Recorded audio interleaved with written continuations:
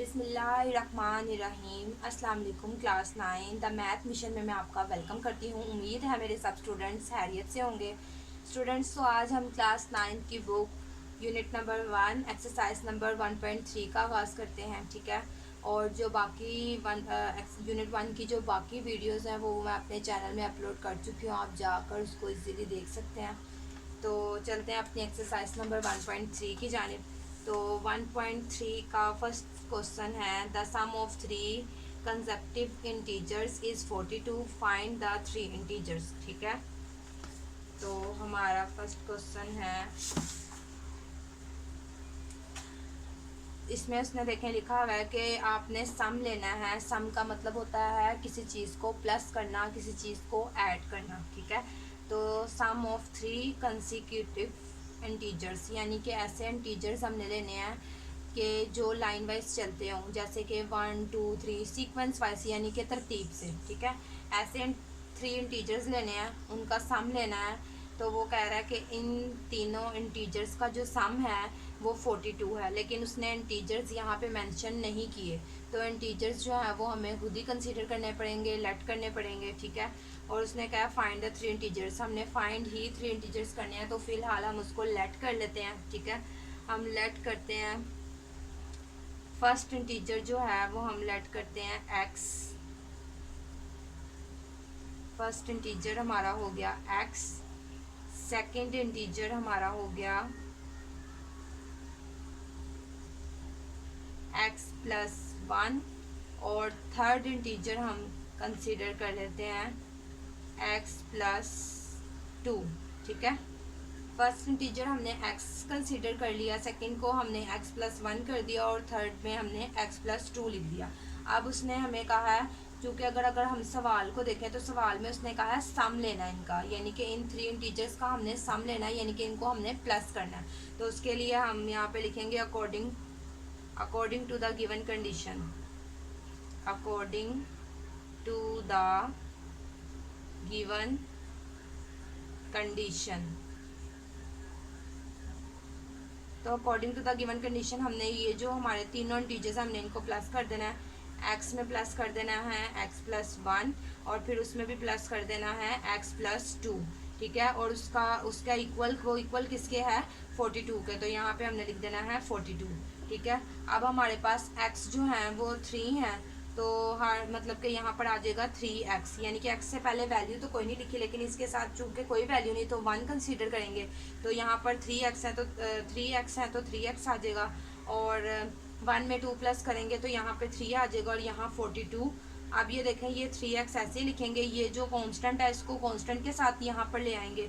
तो यहाँ पे +3 है, जब ये इक्वल की दूसरी साइड पे जाएगा तो ये इसका साइन चेंज हो जाएगा, ये माइनस हो जाएगा। 42 ऐसे लिखेंगे, ये +3 यहाँ आकर -3 हो गया। और इसके बाद यहाँ पर सबसे पहले इन दोनों को माइनस करते हैं। 42 में से 3 माइनस करेंगे तो 39 आ जाएगा। ठीक है, अब ये देखें, ये जो 3 और x का आपस में रिलेशन है, मतलब ये मल्टीप्लाई वाला है, तो जब ये यहाँ पर इक्वल की दूसरी साइड पर आएगा तो ये डिवाइड फॉर्म में हो जाएगा। ठीक है, ये डिवाइड फॉर्म में आ जाएगा 3, तो 3 1 ज़ा 3, 3 1 ज़ा 3, 3 3 ज़ा 9, तो यहाँ पर 13 आंसर आ रहा है। इसके अलावा अगर हम इसको डिवाइड करना चाहें तो डिवाइड भी कर सकते हैं, 39 डिवाइडेड बाय 3, तो तब भी 13 आंसर आ रहा है। ठीक है, तो इसके बाद हमने क्या करना है, यहाँ पर लिखना है कि फर्स्ट इंटीजर। अब हमने बताना है, अब ये जो हमारे पास वैल्यू आई है इसको हमने पुट करना है। हमारा फर्स्ट इंटीजर वहाँ पे था x, तो x की वैल्यू आ गई 13। सेकंड इंटीजर हमारा था जो हमने कंसीडर किया था वो x प्लस 1 था। अब x प्लस 1 में हम x की वैल्यू पुट करेंगे और +1 कर देंगे, तो ये हमारे पास 14 हो गया। थर्ड इंटीजर जो है वो हमारा, थर्ड इंटीजर उसमें वो है हमारा x प्लस 2, तो x प्लस 2 इसमें 13 में 2 प्लस करेंगे तो हमारे पास यहाँ पर आ जाएगा 15। ठीक है, तो ये देखें यहाँ पे हमारे पास जो फर्स्ट सेकंड थर्ड इंटीजर आ रहे हैं वो है 13 14 15, यानी कि कॉन्सिक्यूटिव, यानी कि तरतीब से आ रहे हैं 13 14 15। तो ये हमारे वो थ्री इंटीजर्स है जो हमने फाइंड करने थे, ये हमारा है आंसर। बिस्मिल्लाहिर्रहमानिर्रहीम। अब हम अपने अगले क्वेश्चन की जानिब चलते हैं। हमारा नेक्स्ट क्वेश्चन है the diagram shows right angle A B C in which the length of A C is √3 plus √5 centimetre. The area of angle A B C is 1 plus √15 cm का square. Find the length A B in the form a √3 plus b √5 cm यानी कि centimetre where a and b are integers. ठीक है, तो इसमें उसने हमें diagram दी हुई है राइट एंगल ट्रायंगल की। ठीक है, राइट एंगल की हमें उसने डायग्राम दी हुई है। राइट एंगल का मतलब होता है जहाँ पे 90 डिग्री का एंगल बने, 90 डिग्री का बिल्कुल स्ट्रेट एंगल बने, उसको हम राइट एंगल कहते हैं। तो यहाँ पे 90 डिग्री का एंगल बन रहा है तो इसलिए हम इसको कहेंगे राइट एंगल। ठीक है, उसने यहाँ पे कहा हुआ है कि जो हमारे पास गिवन है वो हम पहले लिखते हैं यहाँ पर। तो गिवन में हमारे पास सबसे पहले उसने हमें लेंथ दी हुई है AC की। उसने हमें यहाँ पर लेंथ दी हुई है AC की, तो हमने AC की लेंथ लिखनी है। तो हमारे पास लेंथ ऑफ AC जो है, लेंथ ऑफ AC वो हमारे पास है 3 प्लस √3 प्लस √5। ठीक है, ये हमारे पास लेंथ ऑफ AC है। उसके बाद उसने कहा the area of angle ABC। तो एरिया ऑफ एंगल ABC क्या है वो हम लिखेंगे यहाँ पे। हमारे पास एरिया ऑफ एंगल ABC वो हमारे पास है, ये हम नीचे लिख रहे हैं, A √3 प्लस वो हमारे पास है 1 प्लस √15 है हमारे पास एरिया। उसके बाद देखें नेक्स्ट हमने फाइंड क्या करना है, हमने फाइंड करनी है लेंथ AB की। जो लेंथ है ये हमने करनी है फाइंड। तो इसको हम फाइंड करेंगे तो हम यहाँ पे लिख रहे हैं, सबसे पहले हम बताएंगे कि हमने एरिया बताना है, हमने लेंथ तो हमने फाइंड करनी है ना AB की। तो हम सबसे पहले इसमें एरिया का फॉर्मूला पुट करेंगे। तो हम बताएंगे कि वी नो डैट, हमें यहाँ पे ट्रायंगल का जो फॉर्मूला है वो पता होना चाहिए। तो हमने एरिया ऑफ ट्रायंगल जो है उसका फॉर्मूला यहाँ पुट करना है। तो एरिया ऑफ ट्रायंगल का फॉर्मूला है area of triangle is equal to base multiply by height. ठीक है, ये जो नीचे वाली जगह है ये हमारी बेस होती है और जो ये बिल्कुल स्ट्रेट है ये हमारी हाइट है। ठीक है, तो अब यहाँ पर एरिया ऑफ ट्रायंगल हमारे पास था 1 प्लस √15, वो हमने यूं ही लिख दिया। और यहाँ पर 1/2 यूं ही आ गया। बेस हमारे पास थी √3 प्लस √5 और जो हाइट है वो हमने मालूम करनी है तो उसको हम यूं ही लिख देते हैं। ठीक है, अब देखें ये जो है, ये जो 2 है यहाँ पर डिवाइड में है, जब ये इस साइड पर आएगा तो ये मल्टीप्लाई की फॉर्म में आ जाएगा। ठीक है, तो यहाँ पर ये आके इसके साथ हो गया मल्टीप्लाई और ये जो है √3 प्लस √5 इसको यूं ही लिख देंगे और हाइट जो है वो भी इसी तरह उतार लेंगे। अब ये देखें 2 1 ज़ा 2 प्लस यहाँ पर देखें ये यहाँ पर अंडर से बाहर भी यानी कि 2 कंसीडर कर लेते हैं। तो यहाँ पर आएगा 2 1 ज़ा 2 √15। ठीक है, अब इसके बाद यहाँ पर देखें ये यहाँ पर इसको भी यूं ही उतार देते हैं। नेक्स्ट स्टेप में ये यहाँ मल्टीप्लाई हो रहा है तो इसको जब इज इक्वल की साइड पे लेके आएंगे तो ये डिवाइड हो जाएगी ये पूरी वैल्यू। तो ये इज इक्वल के इस साइड पे आ जाएगी √3 प्लस √5। ठीक है, और यहाँ हम हाइट लिख देते हैं। ठीक है, अब इसके बाद हम इसको सही तरीके से पहले लिख लेते हैं कि h जो हमारी हाइट जो है वो 2 + 2 √15 और 3 + √5 है। अब इसको देखें हमने मोर इसको भी करना है, आगे मज़ीद सॉल्व करना है। तो इसके लिए सबसे पहले हम इसका कॉन्जुगेट लेते हैं। ठीक है, हाँ तो हम इसका कॉन्जुगेट ले लेंगे। ठीक है, तो कॉन्जुगेट के लिए जो यहाँ पे वैल्यू मौजूद है उसी को हम उसका साइन चेंज कर देते हैं। अगर यहाँ पॉजिटिव है तो वो यहाँ आकर नेगेटिव साइन हो जाता है और उसी वैल्यू को जो है इस वैल्यू पूरी वैल्यू के साथ मल्टीप्लाई भी करते हैं और डिवाइड भी करते हैं। तो अब ये देखें ये वैल्यू इस वैल्यू के साथ मल्टीप्लाई हो रही है तो इसको हम यूँ लिख देंगे √3 माइनस अंडर रूट 5। और जो ये है ये ए प्लस बी और ए माइनस बी की फॉर्म में है, तो इसको जैसे ए का स्क्वायर बनता है तो अंडर रूट 3 और अंडर रूट 3 का स्क्वायर हो जाएगा, प्लस माइनस माइनस हो जाएगा और अंडर रूट 5 का भी स्क्वायर हो जाएगा। ठीक है, ये स्क्वायर जो है ये अंडर रूट से कैंसिल हो जाएंगे। और यहाँ पर इस पूरी वैल्यू को इसके साथ मल्टीप्लाई करना, तो यहाँ लिखेंगे 2 और फिर ये पूरी वैल्यू लिखेंगे। इसके बाद यहाँ पे लिखेंगे प्लस 2 अंडर रूट 15 और फिर ये वाली वैल्यू पुट करेंगे under root 3 minus under root 5। इसके बाद यहाँ पर आ जाएगा 3 माइनस 5।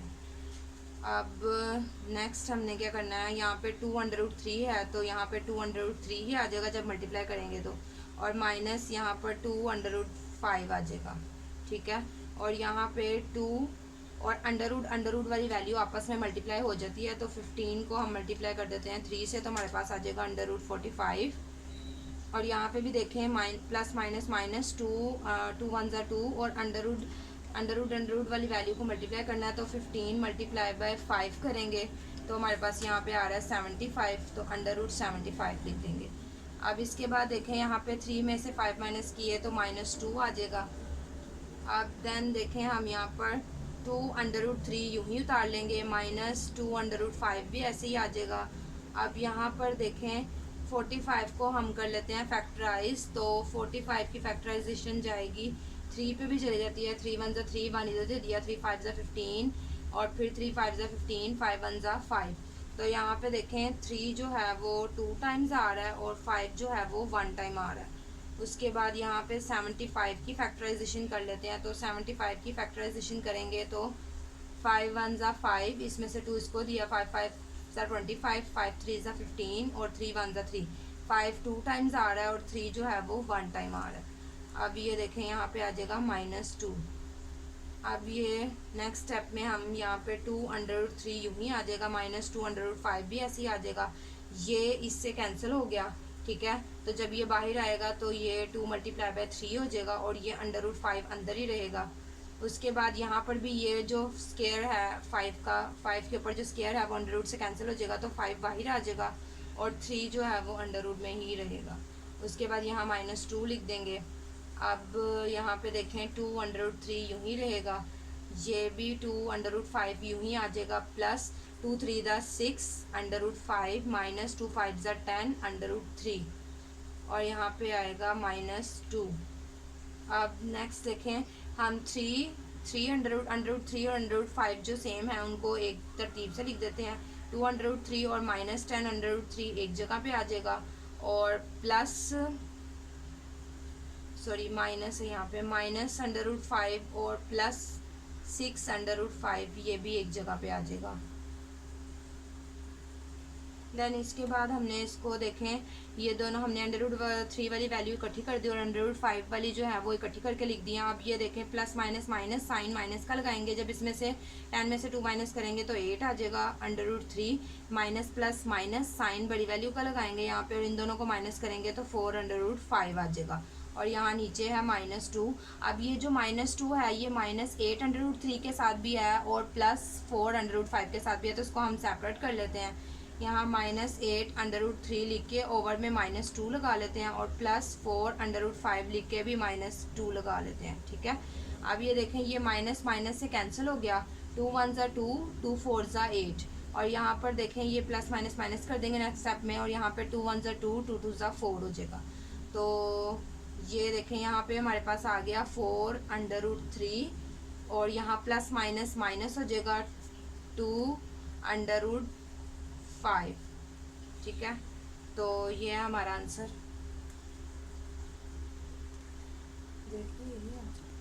बिस्मिल्लाहिर्रहमानिर्रहीम। अब चलते हैं अपने क्वेश्चन नंबर 3 की तरफ। तो क्वेश्चन नंबर 3 है आ रेक्टेंगल है sides of length 2 + under root 18 metre and 5 - 4 over under root 2 metre. Express the area of the rectangle in the form a + b under root 2 where a and b are integers. तो सबसे पहले उसने हमें rectangle की जो है, rectangle इसे कहते हैं, रेक्टेंगल की जो है उसने हमें लेंथ दी हुई है और विड्थ दी हुई है। लेंथ जो होती है वो ये है हमारी और विड्थ जो है ये साइड है ये विड्थ है। तो लेंथ उसने हमें ये दी हुई है 2 अंडर रूट 18 और जो विड्थ है वो उसने हमें दी हुई है 5 - 4√2, ठीक है। ये उसने हमें मीटर भी है साथ में, ये उसने हमें विथ दी हुई है। तो सबसे पहले हम यहाँ पे लिखते हैं जो हमें उसने गिवन दिया हुआ है, ठीक है। तो गिवन देखें उसने हमें सबसे पहले दिया हुआ है लेंथ दी हुई है रेक्टेंगल की, तो हम यहाँ पे लिख देते हैं length of rectangle. Length of rectangle जो है वो उसने हमें दी हुई है 2 + √18 मीटर। और उसके बाद विथ लिख देते हैं इसकी, तो विथ ऑफ रेक्टेंगल हमारे पास है 5 - 4√2 और मीटर है, ठीक है। और हमने express of the rectangle in the form a+b, तो हमने फाइंड क्या करना है, हमने इसका एरिया फाइंड करना है, ठीक है। तो उसके लिए हम यहाँ पे लिख देते हैं एरिया ऑफ रेक्टेंगल। एरिया हमने फाइंड करना है, तो यहाँ पे सबसे पहले हम लिखेंगे वी नो डैट, हमें इसका एरिया मालूम होना चाहिए। तो एरिया का फॉर्मूला है, एरिया ऑफ रेक्टेंगल का फॉर्मूला है लेंथ मल्टीप्लाई बाय विड्थ। अब ये देखें यहाँ पे लिखेंगे एरिया ऑफ रेक्टेंगल, लेंथ जो है वो हमारे पास है 2 + √18 मल्टीप्लाई बाय विड्थ हमारे पास है 5 - 4√2, ठीक है। ये हमारे पास वैल्यू है, इसको हम यूं ही लिखेंगे। अब उसके बाद देखें इसकी जो है, अब ये पूरी वैल्यू इस पूरी वैल्यू से मल्टीप्लाई हो रही है, तो 2 लिखकर हम यहाँ पे लिखेंगे 5 - 4√2 और +18 लिखकर फिर ये वाली वैल्यू नोट करेंगे 5 - 4√2। ये तो 2 इसके साथ भी मल्टीप्लाई हो रहा था और √18 इसके साथ मल्टीप्लाई हो रहा है। तो अब अगर हम मल्टीप्लाई करें तो 2 5 10 हो जाएगा, और ये 2 × 4 इस तरह उतार देंगे, यानी कि ये 2 इस 4 के साथ मल्टीप्लाई हो रहा था तो इसको इस तरह की फॉर्म में लिख देंगे। और यहाँ पर √18 5 के साथ मल्टीप्लाई हो रहा है तो यहाँ पे लिख देंगे 5 √18, और ये जो है ये 4 √18 हो जाएगा जब 4 के साथ मल्टीप्लाई होगा, और यहाँ √2 आ जाएगा, ठीक है। तो यहाँ पर एरिया ऑफ रेक्टेंगल उतारते जाएंगे। अब यहाँ पे देखें, अगर यहाँ पर 2 है, हमने यहाँ पर √2 लेकर आना है ताकि हम √2 को √2 से कैंसिल कर सके। तो अब अगर हम ऐसा यहाँ पर 2 की जगह क्या लिखें कि अगर उसको कैंसिल भी कर दें तो भी हमारे पास 2 आ जाए। तो अगर फ़र्ज़ करें यहाँ पर √2 और √2 लिखते हैं तो √2 का स्क्वायर बन जाएगा, और जब स्क्वायर √2 से कैंसिल होगा तो यहाँ पर 2 आ जाएगा। तो इसीलिए हम यहाँ पर √2 की जगह पर यहाँ पर √2 2 टाइम्स लिख रही हूँ मैं, ताकि वो जब कैंसिल भी हो तो 2 ही आ जाए। तो यहाँ पे हमने √2 लिख दिया +5। अब यहाँ पर 18 है, 18 की फैक्टराइजेशन हम कर लेते हैं। यहाँ पे 18 की फैक्टराइजेशन करेंगे, 2 9 ज़ा 18, 3 3 ज़ा 9 और 3 1 ज़ा 3। इसमें 2 1 टाइम है और जो 3 है वो 2 टाइम्स है। 4 जो है वो यूं ही आ जाएगा, और √18 यहाँ पे फिर से रिपीट हो रहा है तो उसकी अगर हम फैक्टराइजेशन करें तो सेम टू सेम यही वैल्यू आ जाएगी और नीचे आएगा √2, ठीक है। अब ये देखें, ये √2 इस √2 से कैंसिल हो जाएगा तो यहाँ आ जाएगा 4√2 प्लस ये 3 से कैंसिल होगा और 3 आ जाएगा बाहर, √2 अंदर ही रहेगा लेकिन 3 बाहर आ जाएगा। और इसमें जो है ये भी 3 इस √2 से कैंसिल हो जाएगा तो 3 जो है वो बाहर आएगा लेकिन √2 जो है वो अंदर ही रहेगा, और यहाँ पे भी √2, तो ये √2 इस √2 से कैंसिल कर देंगे। यहाँ 10 - 4√2 आ जाएगा प्लस 5 3 ज़ा 15 हो जाएगा, √2 मल्टीप्लाई बाय यहाँ पे आ जाएगा 4 3 ज़ा 12। तो अब हम कांस्टेंट वाली वैल्यू को एक जगह पे कर लेते हैं और जो वो है √रूट वाली वैल्यूज़ को एक जगह पे कर लेते हैं। यहाँ पर हमारे पास माइनस था, यहाँ भी माइनस है, यहाँ भी माइनस है, साइन गलती से चेंज हो गया, यहाँ माइनस है। अच्छा, तो अब 10 में से अगर 10 माइनस, इसको पहले अरेंज कर लेते हैं, 10 - 12 है और -4 √2 प्लस 15 √2 है, ठीक है। अब इन दोनों को अगर करते हैं तो -2 आ जाएगा हमारे पास। 12 में से 10 माइनस करेंगे तो -2 आ जाएगा, और माइनस प्लस माइनस साइन बड़ी वैल्यू का लगाएंगे। 15 में से 4 माइनस करेंगे तो √11 आ जाएगा। इसको आप यूँ भी लिख सकते हैं, और इसको अगर आपने सही तरह करके √2 पहले लिखना है, √2 - 2 इस फॉर्म में भी लिख सकते हैं। ठीक है, तो ये हमारे पास जो है वो एरिया ऑफ रेक्टेंगल आ गया है। एरिया ऑफ रेक्टेंगल, ये हमारा आंसर है। बिस्मिल्लाहिर्रहमानिर्रहीम। चलते हैं अब अपने सम नंबर 4 की तरफ। तो सम नंबर 4 है find 2 numbers who some is 68 and difference is 22। तो हमने 2 नंबर्स जो हैं, हमने 2 नंबर्स फाइंड करने हैं। तो हमारे पास नहीं, हमें इस क्वेश्चन में पता कि वो 2 नंबर्स हैं कौन से, तो हम इसको खुद ही कंसीडर कर लेते हैं। हम इसको लेट कर लेते हैं, तो हम लिखेंगे लेट 2